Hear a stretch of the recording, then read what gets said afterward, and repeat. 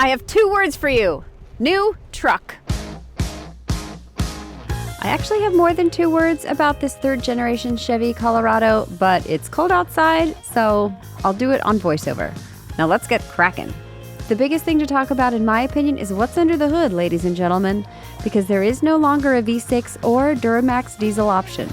Chevy moves to a 2.7-liter turbocharged 4-cylinder. It's the same engine as in the Silverado and even the Cadillac CT4 and CT4-V.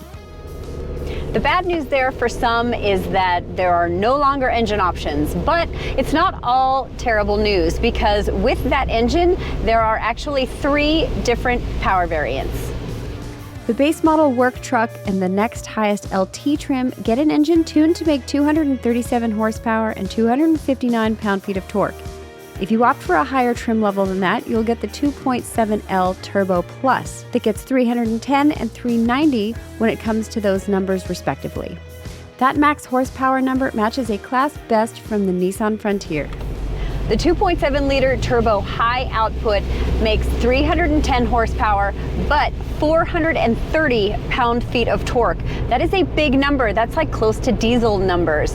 And that's really going to help you when you're doing off-roading or you're towing or hauling. That is available on the ZR2. We do not have that engine this time around, but as soon as we get a chance, we are going to review that truck.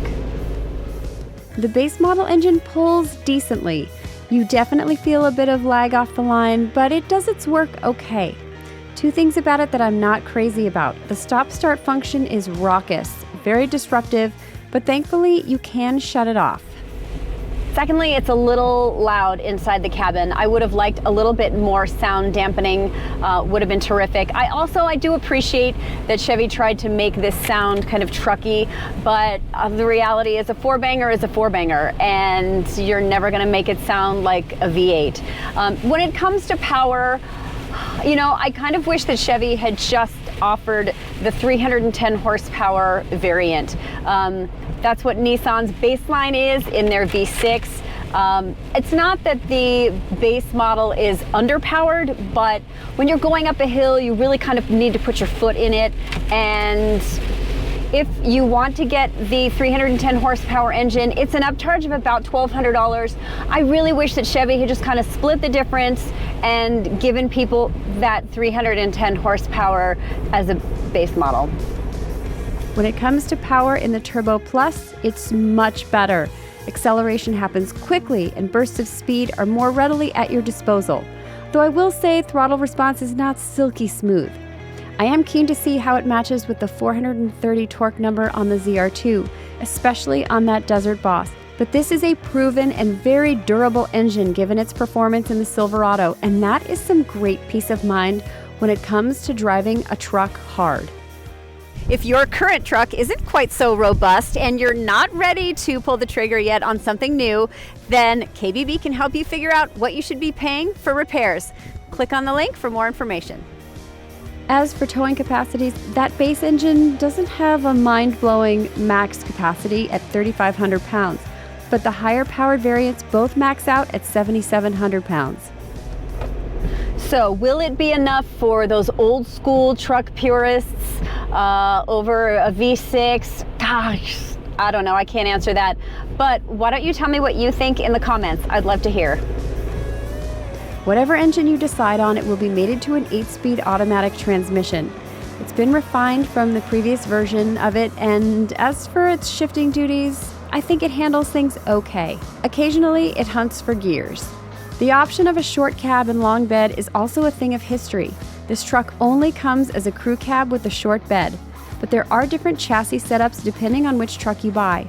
The base work truck and LT both get 7.9 inches of ground clearance. That's less than a Subaru Outback, but if you opt for the off-road equipped Z71, that increases to 8.9 inches.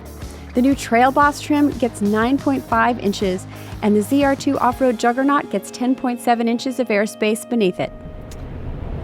There are up to 5 different drive modes in the Colorado. There's a terrain mode, there's an off-road mode, there's a tow haul mode, there's even a Baja mode, which is exclusively for the ZR2. All of those will change things like steering, throttle mapping, suspension settings, and those are all really nice options to have. The best part of the Chevy Colorado ZR2 remains for me the suspension and those Multimatic shocks it uses. But again, not driving it today, so more on this bad boy later when I get to it. Other trims get coilovers in the front and leafs in the rear. It eats up bumps and imperfections in the road, but it's not super bouncy or floaty like it's waiting for a load to settle it down. So like most people are driving without carrying or hauling. So if you're looking for extra traction, both the Z71 and the Trail Boss get a limited slip differential. The ZR2 gets front and rear electronic lockers. Couple things that I'm noticing while off-roading. First thing is there are some really nice differences between the different modes. So terrain mode and off-road mode, especially in the throttle mapping, I'm really feeling a nice difference. Secondly, you get max torque really early in the rev range, which if you are off-roading is really, really handy. It's terrific. Third thing I'm going to say is visibility. They've got these cutouts on the front hood, and they're really helping even with the sort of squared off front of the truck. They're really helping with visibility, which I really like. We're going to do way more off-roading when we get to drive that ZR2. A little more about that Trail Boss, the newest trim level and a bit of a deal. It's the work truck, but with some off-road extras, including standard 4-wheel drive, that 310 horsepower engine, a 2-inch lift that I mentioned earlier, 4 of those optional drive modes, including off-road and terrain, an off-road performance display, an automatic rear locker, electronic transfer case, and all-terrain tires. And hey, it starts at around $38,500. 17-inch wheels come standard, but you get 18-inch wheels on the Z71. Another cool thing Chevy's done, now the Colorado shares bolt patterns with the Silverado, so if there's a wheel package that you like over there, you can get them on your midsize truck. The Colorado gets different proportions now that it shares a platform with the Silverado. It gets a little bit wider. The wheelbase extends by 3.1 inches. They've moved this front axle forward, and it also gets a shorter front overhang, so your approach angles are better when you're off-roading. No, it doesn't quite reach Jeep Gladiator levels, but it's much better than the previous model. The Colorado also gets some standard enhanced driver safety systems that it's long needed with the Chevy Safety Assist package that includes collision alerts, automatic emergency braking, lane departure warnings, front pedestrian braking, and lane keeping assist. As for that lane centering system, it feels pretty smooth. It's not jerky when it's moving you back into the lane. And while we're at it, the steering, honestly, not super trucky. There's a little bit of a dead spot in the center, but it's weighted really nicely. An equally important part of the truck driving experience is the cabin. Comfort and utility both count big time. The Colorado's all-new interior is a massive upgrade and includes an 11.3-inch standard infotainment touchscreen and an 8-inch digital instrument panel, which are both customizable. Oh, and you get wireless CarPlay and Android Auto. Chevy's user interface is quick, nice quick processor, easy to use, not terribly layered. Also, you get these toggle switches right here, which I really love. These are for sort of auxiliary functions or extra things that you need to have handy. This one subscribes you to the KBB YouTube channel. Isn't that cool? There are 4 distinct interiors depending on which trim level you opt for. The Work Truck and Trail Boss are basic, but good for rugged use. Yeah, that kind of means a lot of plastic, but you're planning on using this ruggedly, so that's fine. The LT gets a bit fancier with silver accents, soft trim touch points like the steering wheel, and other creature comforts. And then the Z71 gets black and red accents with cloth and leatherette seats. So you only get one cabin option, which is the crew cab. And I thought with the extended wheelbase that you would get more room in the interior, but I'm not sure that that's the case. So my seating position, I'm absolutely fine because I'm a little smaller, but I'm gonna set the seat to what I think might be for a larger person and just see what it's like back here to show you guys. I don't think it's gonna be terribly luxurious, unfortunately. Again, I'm fine back here, but there's probably only about 3 or 4 inches of leg room. Same thing with the headroom.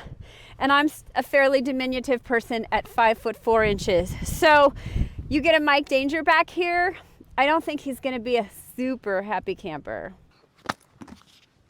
She's right. And I never agreed to camping.